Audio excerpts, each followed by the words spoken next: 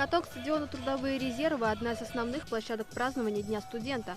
Сюда приходили как большими компаниями, так и парами. Организаторы ждали всех. Для молодежи подготовили интерактивные зоны, конкурсы, караоке и флешмобы.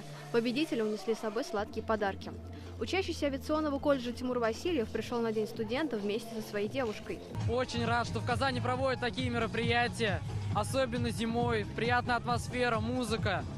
Яркие впечатления остаются после такого года. На стадионе отдельно работали зоны активности и отдыха, где учащиеся могли согреться горячим чаем.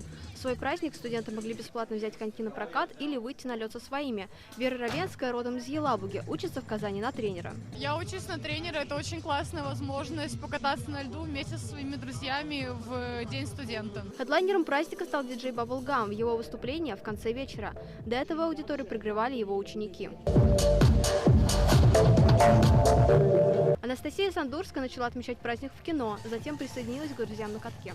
Здесь очень классная атмосфера. Я очень рада, что мы молодежь такой великой страны. Сегодня для студентов сделали такое классное, крутое мероприятие. Мы пришли с подругами классно провести время, поучаствовать в конкурсах, в квестах и получить подарочки. Праздник для студентов в Казани организовал городской комитет по делам детей и молодежи. Его председатель лично поздравлял студентов на льду. За сегодня мы ожидаем до 500 человек студентов.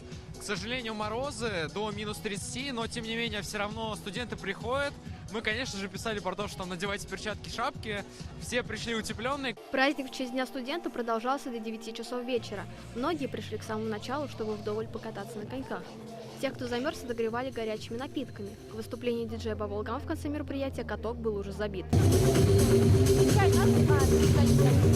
Алина Герасимова, Алмаз Зиадинов, ТНВ, Казань.